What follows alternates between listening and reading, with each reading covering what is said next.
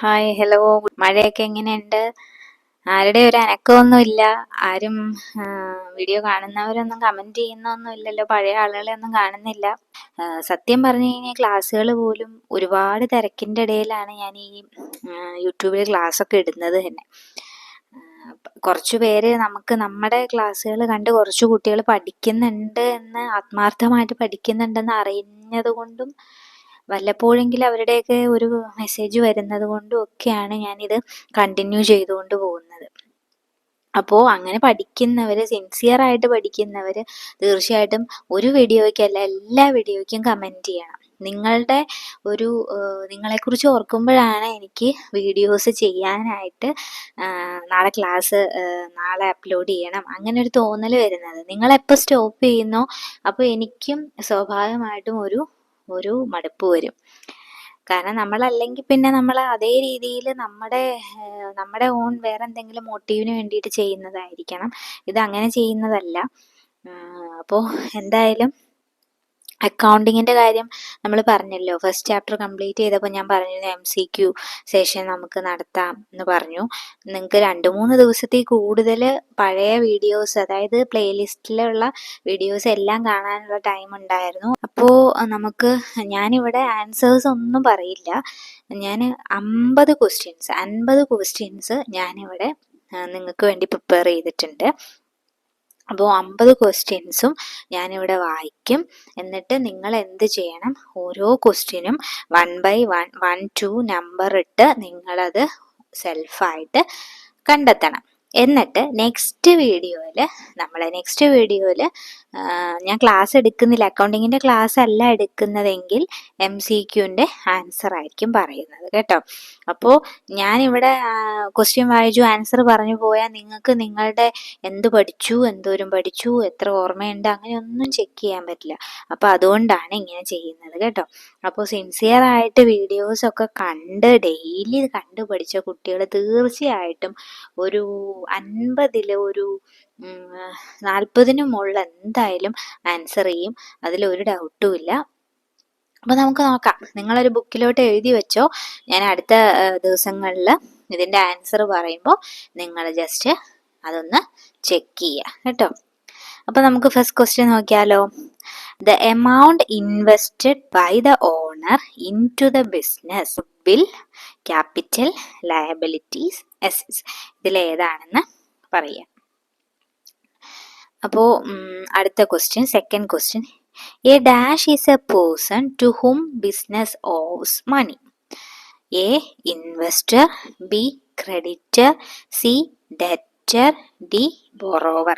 ഞാൻ മലയാളത്തിൽ എക്സ്പ്ലെയിൻ ചെയ്യുന്നില്ല കേട്ടോ, കാരണം നമ്മൾ BCom ലെവലിൽ സ്റ്റാൻഡേർഡ് ഉള്ള കുട്ടികളല്ലേ. എല്ലാവർക്കും തന്നെ BComകാർക്കൊക്കെ തന്നെ ക്വസ്റ്റ്യൻ മനസ്സിലാക്കാനുള്ള എന്താ പറയുന്ന കഴിവൊക്കെ ഉള്ളവരാണ്. അപ്പോൾ അതുകൊണ്ട് അങ്ങനെ ചെയ്യുന്നില്ല. അപ്പോൾ third one, assets minus capital represents dash. Fourth one, amount spent for purchasing fixed assets is a dash expenditure. ഒന്നുകൂടെ വായിക്കാം. amount spent for purchasing fixed assets is a dash expenditure. Next question, excess of assets over liabilities is called a dash. Excess of assets over liabilities is called a dash. Next, excess of expenditure over revenue dash. Excess of expenditure over revenue dash. Seventh question, writing of the cost of intangible assets like patent, copyright, etc. is known as A. depreciation, B. depletion, C. amortization, D. obsolescence. Seventh question ഒന്നുകൂടെ വായിക്കാം. Writing of the cost of intangible assets like patent, copyright, etc. is known as A. depreciation, B. depletion, C. amortization, D. obsolescence. Okay. Eighth question, Writing off the cost of intangible assets is termed as A. Depreciation, B. Depletion, C. Amortization, D. Obsolescence. Writing off the cost of intangible assets is termed as A. Depreciation, B. Depletion, C. Amortization, D. Obsolescence. Ninth question, which of the following is incorrect? ഇതിൽ incorrect ആയിട്ടുള്ളത് എടുത്തെഴുതുക. A. Assets is equal to liabilities plus capital. B. Liabilities is equal to assets minus capital. C. Capital is equal to assets minus liabilities. D. Liabilities is equal to assets plus capital. Accounting ഇക്വേഷനിൽ നിന്നുള്ള question ആണ്. ഇതൊക്കെ ഇങ്ങനെ വായിക്കുമ്പോൾ തന്നെ നിങ്ങളത് answer ചെയ്ത് പോവുക. അതുകൊണ്ടാണ് രണ്ട് പ്രാവശ്യം വായിക്കുന്നത്. അപ്പോൾ which of the following is incorrect? Assets is equal to liabilities plus capital. Liabilities is equal to assets minus capital. Capital is equal to assets minus liabilities. Liabilities is equal to assets plus capital. In 10th question, salary of rupees 10,000 which remains unpaid during the current year is called a dash. A. Assets, B. Liabilities, C. Capital, D. Income. Salary of rupees 10,000 which remains unpaid during the current year is called a dash. A. Assets, B. Liabilities, C. Capital, D. Income. In 11th question, interest on capital is dash. A. Expenditure for a business, B. Expense for the business, C. Gain for the business, D. Loss of business. Loss of business. Interest on capital is dash. A. Expenditure for a business, B. Expense for the business, C. Gain for the business, D. Loss of business. 12th question. Revenue is generally recognized being earned at when dash. A. Cash is received, B. Goods are delivered, C. Sale is effected. ഒന്നുകൂടെ വായിക്കാം. Revenue is generally recognized being earned at when dash. A. Cash is received, B. Goods are delivered, C. Sale is effected. Next question, 13th question. State which principles or concepts are applicable in the following cases. A. Creation of provision for doubtful debts. ഇപ്പോൾ ഇവിടെ പറഞ്ഞിരിക്കുന്നത് ഏത് പ്രിൻസിപ്പിളാണ് ഇതുമായിട്ട് ബന്ധപ്പെട്ട് വരുന്നത് എന്നുള്ളതാണ്. ഏത് പ്രിൻസിപ്പിളിന്റെ അടിസ്ഥാനത്തിലാണ് നമ്മൾ ഈ കാര്യങ്ങളൊക്കെ ചെയ്യുന്നതെന്നാണ് ക്വസ്റ്റ്യൻ. ഒന്നാമത്തത് creation of provision for doubtful debts. B. Capital brought by the owner is treated as liability. C. Method of calculation of depreciation is not changing every year. അപ്പൊ നോക്കാം, ഒന്നുകൂടെ ക്വസ്റ്റ്യൻ വായിക്കാം. State which principles or concepts are applicable in the following cases. A. Creation of provision for doubtful debts. B. Capital brought by the owner is treated as liability. C. Method of calculation of depreciation is not changing every year. Next, match the following ആണ്. Match ചെയ്യാനാണ് പറയുന്നത്. ഒന്നാമത്തെ കോളത്ത് closing stock valued at cost price or market price whichever is less. ഇതിലേതുമായിട്ടാണ് അത് match ചെയ്യാന്നുള്ളത് നോക്കുക. Every transaction will have two aspects. All business events not recorded. Creation of provision for doubtful debts. ഇവിടെ principles പറയുന്നുണ്ട്. Principle of conservatism, money measurement concept, principle of prudence, dual aspect concept. ഇത് ഓരോന്നും match ചെയ്യാനാണ് question. Clear ആവുന്നുണ്ടോ?